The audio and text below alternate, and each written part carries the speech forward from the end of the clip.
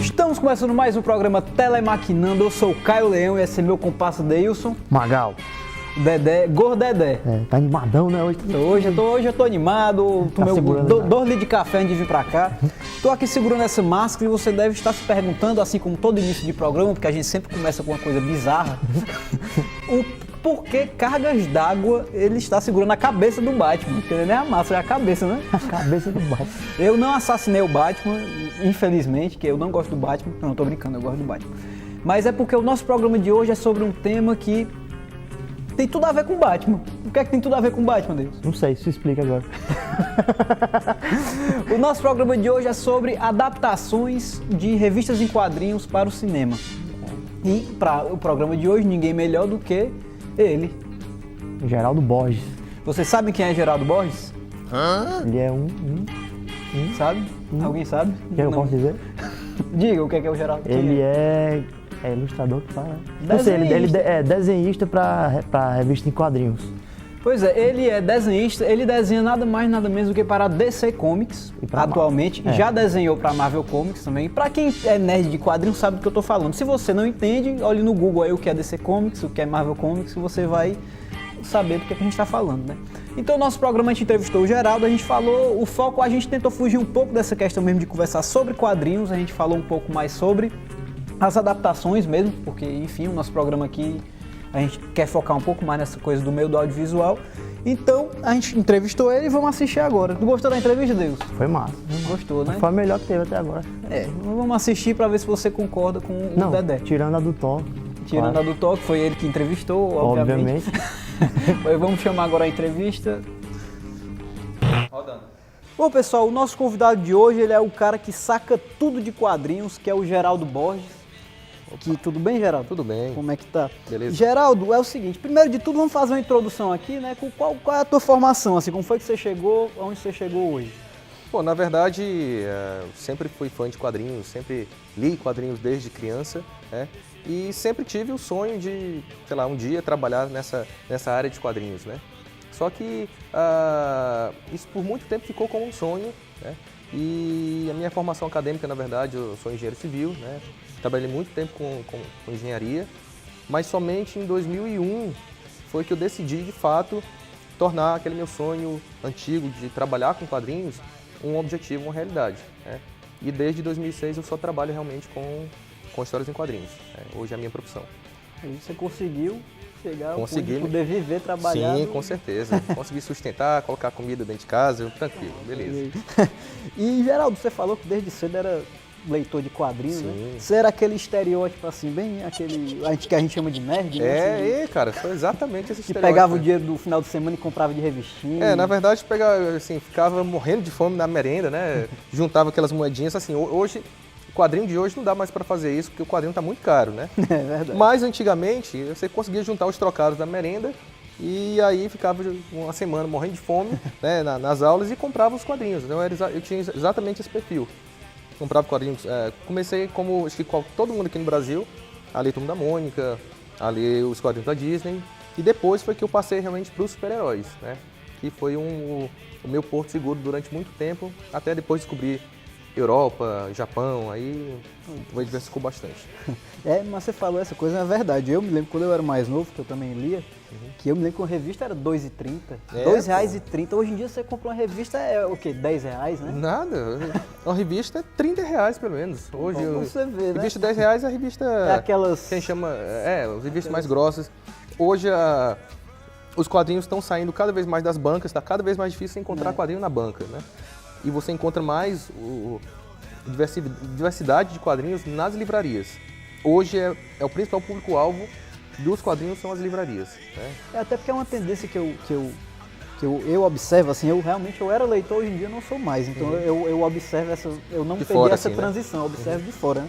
Essa fase de mudança, até no formato. Antigamente era o formato revistinha mesmo. O formatinho que a o gente chamava. formatinho, né? Depois cresceu e tudo. E também a questão dos relançamentos, porque hoje eu vejo, em livrarias eu vejo edições da Morte do Super-Homem, que eu tenho a primeira original. Hoje eles relançaram ela já no formato maior e tudo.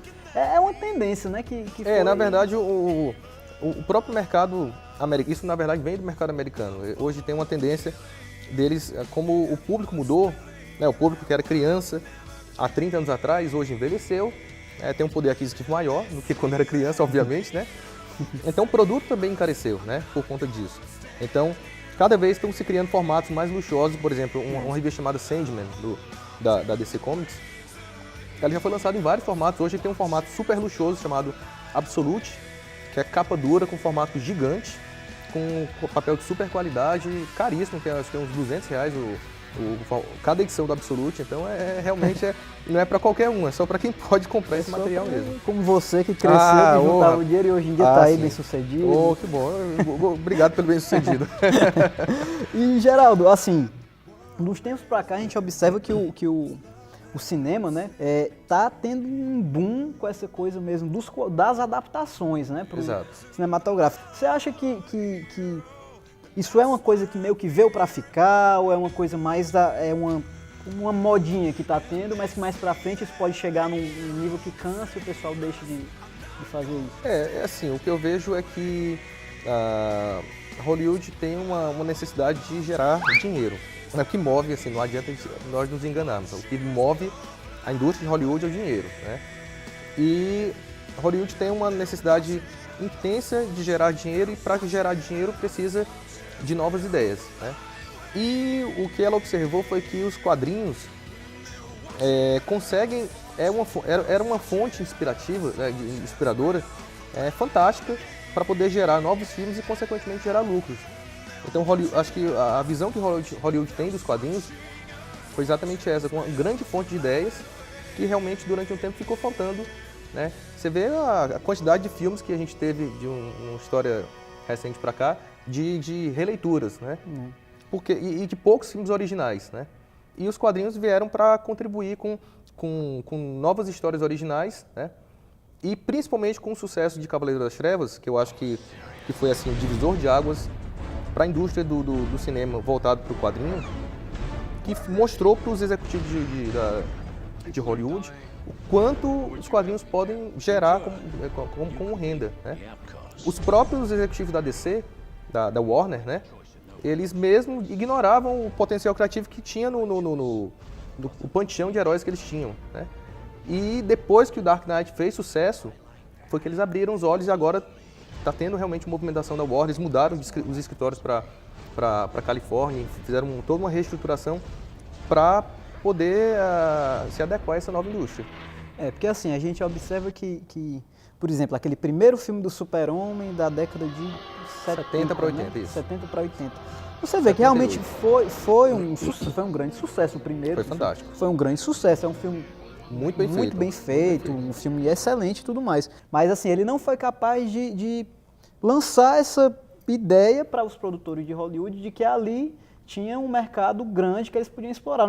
Mas na verdade, isso não chegou a ser uma questão de Hollywood especificamente falando. O que eu vejo nessa época é que os quadrinhos também não eram tratados muito como criança, como coisas para criança. Isso vem de uma época mais anterior, da década de 70, 60, até mais ainda, 50, 60, quando aquele psiquiatra Frederick Wertham lançou um livro chamado A Sedução dos Inocentes, no qual ele culpava os quadrinhos de problemas como delinquência juvenil. Então os quadrinhos realmente foram distanciados da educação formal. E o que acontece foi que, desde então, os quadrinhos passaram a ser tratados como coisas de criança. Quando, na realidade, o quadrinho é como um cinema, como uma literatura. Tem cinema para criança, tem literatura para criança, mas também tem cinema para adulto, tem literatura para adulto, quadrinho também tem para adulto.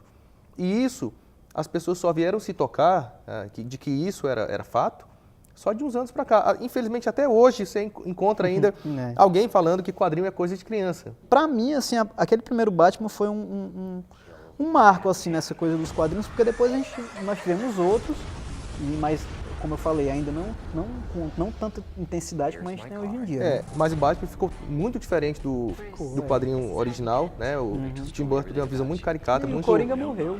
O Coringa morreu, exatamente. O Coringa morreu no primeiro filme. Pois é, então ele tem uma visão muito peculiar, diferente dos quadrinhos, apesar de ser legal. O primeiro Batman ainda é legal, né? Os outros Batmans foi que só empurraram para a derrocada do coitado do Homem-Morcego, né? Enfim. Quando que chegou no fim, assim, E na beira culminou do no- abismo, no Schwarzenegger como Homem de Gelo. Exatamente, culminou assim no fundo do poço. Quando podia chegar no fundo do poço, o Joe Schumacher fez Fez aquele carnaval. aquela bomba lá, colorida. Carnaval colorido com aquelas... Exatamente. Você sabia que tinha provavelmente você sabe, tinha um roteiro do próximo filme, que seria o Batman 6, que seria depois Não daquele... cheguei a... Pois já tinha um roteiro escrito e seria o Joel Schumacher que iria dirigir de novo, e o George Clooney seria o Batman de novo, por sinal. merda. Mas ainda bem que foi um fracasso aquele filme, que sim, não com fizeram certeza, outro. verdade.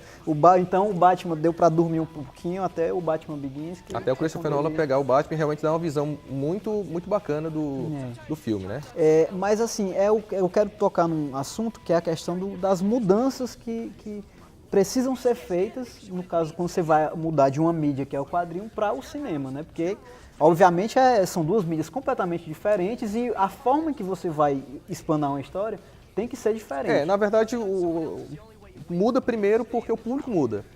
O público de quadrinhos é um, o público de cinema é um público muito mais abrangente. Até porque você quer ter você vai fazer um filme você precisa ter um investimento muito maior do que para quadrinhos, que é um investimento relativamente barato em relação ao cinema. Então você precisa gerar uma renda muito maior no cinema do que no quadrinho. Então você precisa dar um jeito de ampliar esse seu público. E aí, fazendo essa concessão, por isso que precisa ter adaptações para que o público que não é acostumado com a linguagem dos quadrinhos possa se identificar com aquele filme e poder também curtir.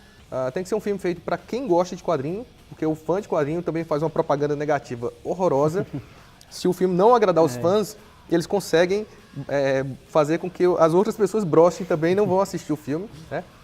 E também tem que agradar as pessoas que não gostam de quadrinhos, não leem quadrinhos por aí, porque é um filme, né? Então tem que também agradar essas pessoas. Então, por isso que o Batman usa armadura no Batman Begins, por isso que os X-Men não usam uniformes colantes com cores fosforescentes, entendeu? E por aí vai, né? Mas eles conseguem acertar no visual, como por exemplo no Homem-Aranha, né? Eles conseguem fazer o visual muito similar aos quadrinhos e por aí vai. Então, às vezes Mas eu acerta. acho que tem algumas adaptações que eu particularmente eu não vejo razão de estarem ali. Por exemplo, o Homem-Aranha, na revista a gente sabe que ele não lança a teia pelo braço, ele produz aquele fluido e... Ele tem e um no lançador, filme- ele tem um lançador de teias. E no filme ele simplesmente abriu, depois que a aranha pica ele, abre um buraco aqui e ele consegue... Mas você sabe que Hollywood assim tá com uma química tão grande com os quadrinhos que muitas coisas, assim, já existe o bate-bola de coisas que são criadas no cinema passam a ser inseridas no quadrinho. Um exemplo delas é esse negócio do lançador de teias, que eu acho que hoje, atualmente, o Homem-Aranha tem uma teia orgânica. Ele não tem mais aqueles lançadores de teia antigo que a gente era acostumado a ver. Hoje ele tem, a teia realmente é produzida pelo corpo dele, hoje, né? Por conta do filme. Por conta do filme. Por exemplo, em Smallville, que é aquela série do Super-Homem, né? Foi criada uma personagem chamada Chloe Sullivan, que é aquela Que é prima da coadjuvante, Lois né? Lane. Prima da Lois Lane. E esse mês agora ela finalmente estreou nos quadrinhos, né? Criaram uma história para poder inserir a Chloe Sullivan devido ao sucesso da série. Então hoje está tendo um bate-bola muito forte dos quadrinhos adotando coisas que foram criadas para o cinema. No caso da série desse conglomerado da Marvel que está fazendo Vingadores e etc., criou-se um personagem que ele que está fazendo a ponte desses filmes aí, que é o agente Coulson da S.H.I.E.L.D., né? E esse agente também não era dos quadrinhos, ele nunca existiu nos quadrinhos, mas está sendo criada uma série agora para ele, porque ele surgiu no cinema. Então, está tendo esse bate-bola entre quadrinhos e cinema hoje. Outra coisa também, que quando a gente vai falar de adaptação, a gente tem que pensar na história que vai ser contada. Quando a gente pega, por exemplo, o primeiro X-Men, que ele mostra o conceito dos X-Men, que ele explica, é um filme que até ele, muitas vezes, o primeiro X-Men é um filme que às vezes não agradou muito ao público por conta desse ar meio professoral de Entendi. querer explicar o que são os mutantes, quem são aquelas pessoas, o porquê. E no caso, por exemplo, no primeiro filme, normalmente a gente observa essa tendência, o Sim. que eu acho válido. Eu acho que você, É. como você falou, é um público diferente, você Exatamente, tem que explicar um pouco. explicar para o público. Qual é o conceito assim que você, como desenhista de quadrinhos, considera para se escolher uma história a ser contada? O que eu estou observando, né, hoje, pelo que está sendo feito, está se buscando realmente a inspiração nos quadrinhos mesmo, em histórias diferentes. Por exemplo, o próximo Wolverine vai ser uma adaptação de um quadrinho do Wolverine da década de 80, no qual ele vai para o Japão. Então eles vão adaptar o próximo Wolverine com essa história, né? Vai ter um outro quadrinho dos X-Men, que vai ser o X-Men First Class, que também é uma adaptação de outro quadrinho do X-Men. Então eles normalmente vão, pelo menos usam como referência, histórias em quadrinhos que já existem, para poder então criar um roteiro original. Geraldo, para a gente finalizar aqui, eu queria a sua opinião sincera sobre as adaptações que você considera a melhor, a pior e a que você aguarda com mais ansiedade. Pronto, vamos lá. Então vou até olhar para essa câmera. Olhe pra lente da verdade. Você que está me olhando, vamos lá. Melhor adaptação de quadrinhos, eu coloco duas como empatadas, assim. Primeiro, o Super-Homem, do Richard Donner, de 78, se não me falha a memória. É uma adaptação fantástica. Realmente, naquela época de carência de efeitos especiais, você acreditar que um homem podia voar. E lá, realmente, mostrou que um homem podia voar. Foi fantástico aquele filme.